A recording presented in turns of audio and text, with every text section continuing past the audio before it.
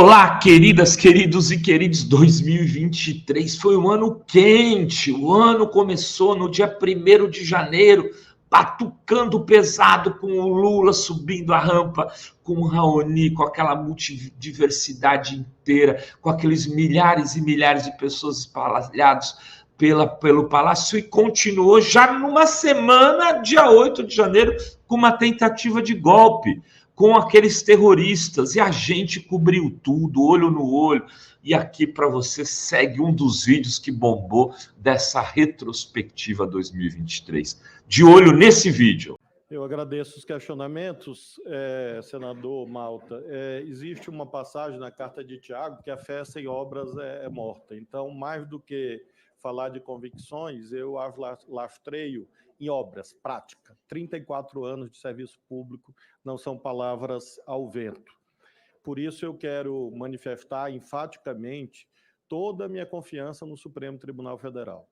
É claro que, como instituição humana, ela não é perfeita, mas eu realmente não posso concordar com a ideia de que todos os ministros, todas as ministras que por ali passaram ao longo de décadas e os atuais sejam inimigos da nação. Realmente eu quero dizer que discordo de Vossa Excelência, claro que o senhor tem todo o direito de considerar o que quiser, mas eu realmente tenho, como brasileiro, muita confiança no Supremo Tribunal Federal como instituição. Como disse Campos Salles, o 4º presidente republicano, é a joia das instituições republicanas. Então, assim, considero e, portanto, remarco essa diferença em relação a Vossa Excelência.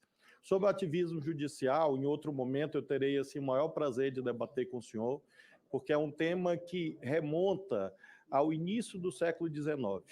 A primeira decisão ativista da Suprema Corte dos Estados Unidos data de 1803, liderada por Chief Justice Marshall, num caso fundamental para a história do direito constitucional.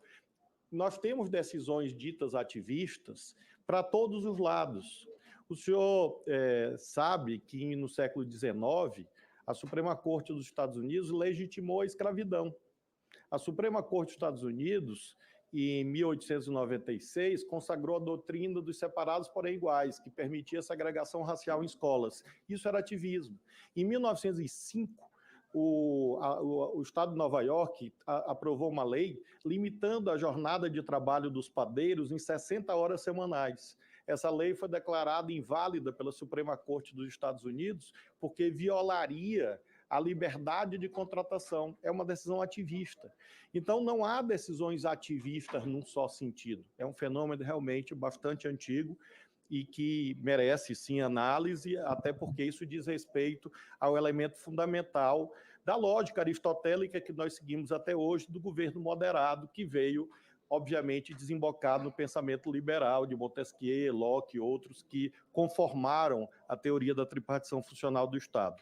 Então, eu terei, assim, o mesmo prazer, porque discuto isso com meus alunos há 29 anos e considero que é um tema de alta importância. Em relação a convicções, na verdade, um juiz ele não pode sobrepor as suas convicções individuais em relação aos valores plasmados nas leis.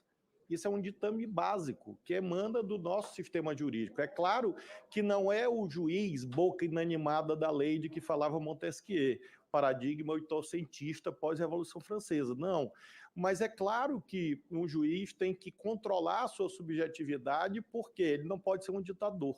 Então, evidentemente, eu considero que convicções pessoais, muitas vezes fiz isso na minha vida de magistrado, 12 anos de magistrado, em vários tribunais, várias cortes.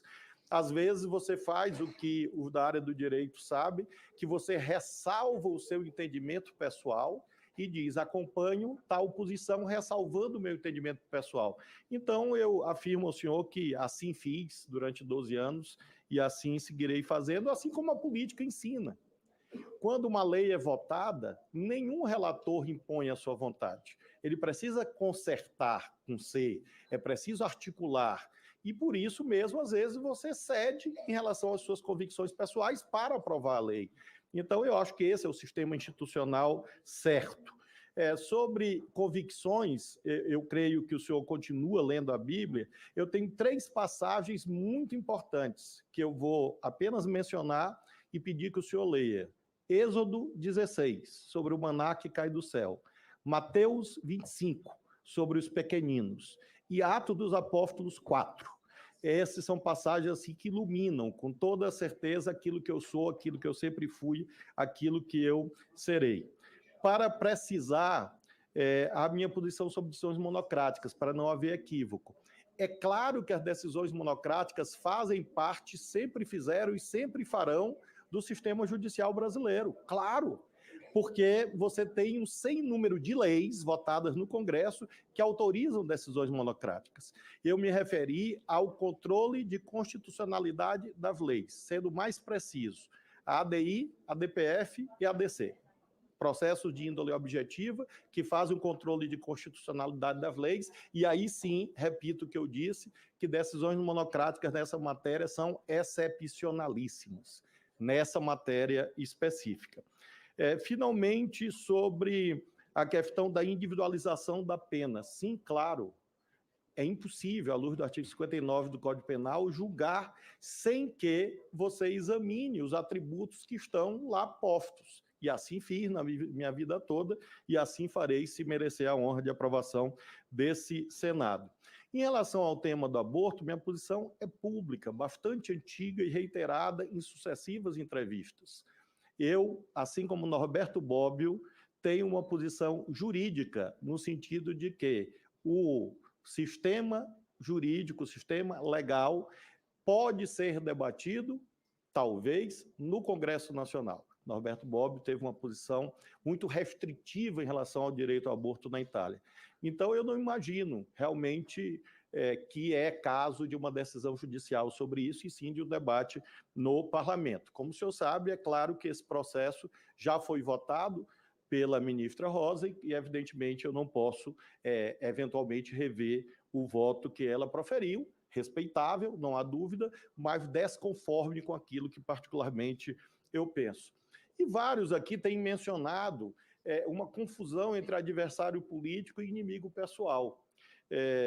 Eu não sou inimigo pessoal de rigorosamente ninguém. Tanto é que a bancada federal do Maranhão, todos os partidos políticos, inclusive o seu, todos os parlamentares do seu partido assinaram uma nota em meu apoio. Então, eu não cultivo inimigos pessoais. Falam, o Bolsonaro, etc. Eu almocei com o presidente Bolsonaro no Palácio do Planalto. Ele me convidou e eu almocei com ele. Foi um almoço normal. Então, eu tive várias reuniões com Sua Excelência. Era o presidente da República, eu governava um Estado. Uma coisa é adversários políticos. Sim, o senhor já foi, em algum momento, meu aliado político. Nós dividíamos juntos relatorias, eu na Câmara e o senhor no Senado. Hoje, infelizmente, o senhor está em outro campo, mas eu não considero o senhor inimigo pessoal. Então, essa é a nuance que determina a posição jurídica futura.